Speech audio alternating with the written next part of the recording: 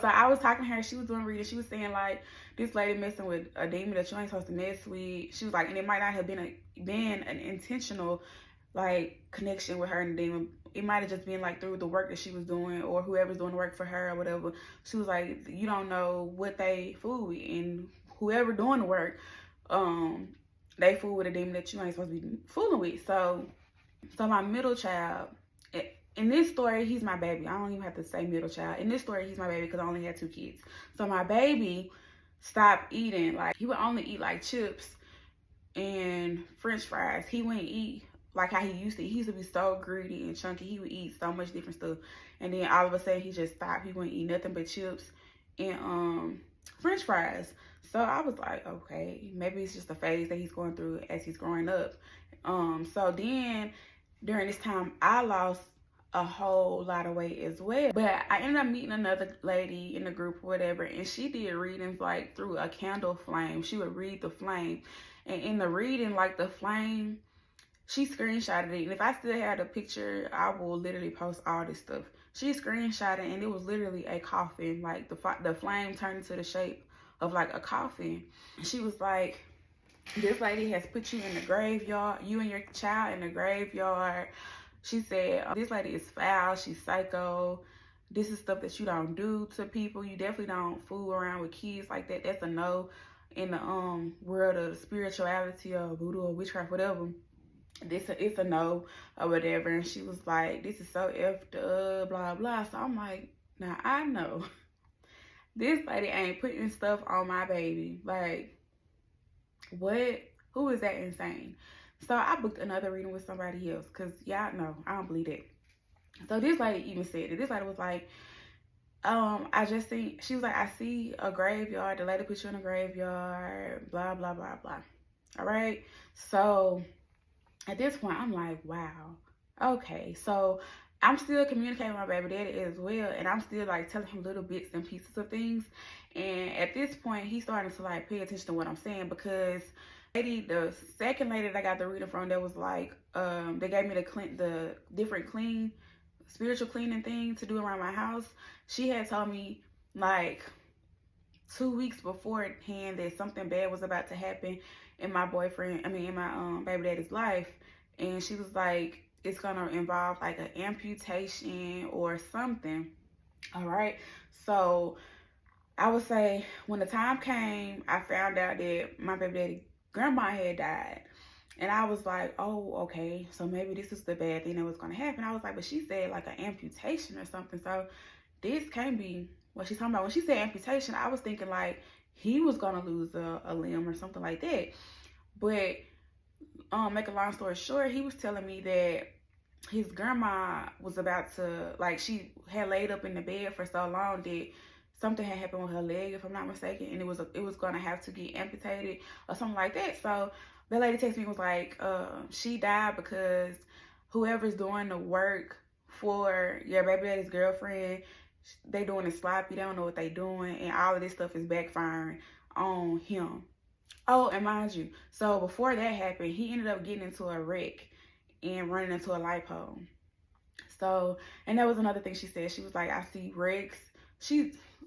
Everything that happened in that man's life, that lady called it out. Like, literally, I wish I still had the text messages. I would have been able to show y'all everything. Hopefully, I screenshot it and it's in my Google Photos. Because I know it ain't on my phone no more. But I hope it's in my Google Photos, because everything that lady said happened. Like, no cap. Okay, so the grandma died or whatever, and I reached out to him, sent my condolences and stuff like that. And I ended up telling him, look, I'm gonna be real with you. That lady is the cause of what's going on in your life. Like, something ain't right. You need to pay attention. You know, I ain't no hating baby mama. Like, I'm not the type that's gonna be like, oh my God, pick me. Like, that's where y'all at with it. Okay, cool. So it wasn't nothing. Like, there was nothing I was saying to him to make him like be on some, well, I'm gonna go back to my baby mom. Like, everything I was saying to him, it was just off the strength of, you're my kid's dad and I still gotta love you. That's when he started, like, I think that's when he started paying attention a little bit, and he started like entertaining the conversation when I would say something to him. So, okay, what happened after that? And I don't think nothing else that I can remember happened, like, that's worth mentioning. Like I said, I was still getting readings and stuff like that, and it was still being said that she was still doing stuff to me. And at this point, I was really only fooling with like one girl that was on the readings, and I still had the older lady that I would reach out to, but I only had like 3 main readers that I was going to. So they all were on the same page saying the same stuff, but they didn't know each other, trust me. So me and one of the girls became my therapist at the end of the day, and she was just talking me through the things, and she was like, you know, at some point it really ain't nothing that you could do. He gonna have to like snap out of it or whatever in order to save himself. She was like, you mention it to him, she was like, you can do that, but it's really not gonna, basically I would rather you just go ahead and heal and remove yourself from the situation, because there's really nothing that could be done. Like, you don't want to hex or whatever, you don't want to hex her, you don't want to do no spell work or nothing like that, so it's really nothing that can be done. I'd rather you just remove yourself from the whole situation. She was like, I'm just talking to you now, like friend from friend. You should just heal, like, stop dealing with him, stop giving him access to you, and strictly make it about the kid. So I'm like, okay, cool. Fast forward to like 2020, 2021. Long story short, he ended up like realizing, okay, yeah, she was doing something. Like, she was really doing something. And he ended up telling me eventually, like when me and him got back together in 2022, that so many different signs. Like, he was listening to me, he heard me, everything I was saying. He was just keeping it to himself and trying to like see, like, was I really on point or not.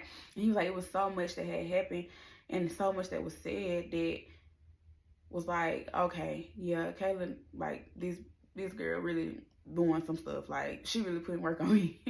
One time I had a dream, like, asking my ancestors to show me in a dream, like, what exactly was going on, who was doing what, and what exactly happened to him. They showed me that she had cooked some type of like shrimp or something and gave it to him or whatever, and she had did some type of like, I guess, spell work over, I don't know how it worked, like over the food or something. And that's how it pretty much happened to him or whatever. Like, I guess there's levels to it. So I guess that's what really had made him like fall deep into the spell. I don't know if that makes sense, y'all.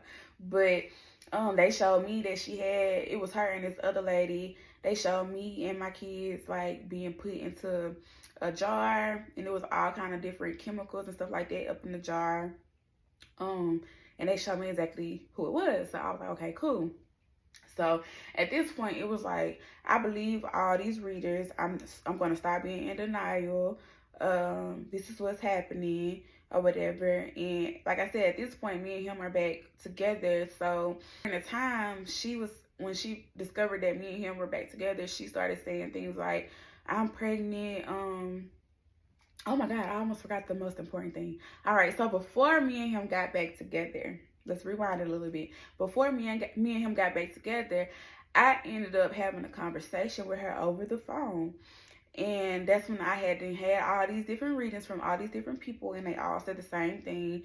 She did work on me. She was trying to kill me and my baby to eliminate us out of his life and have him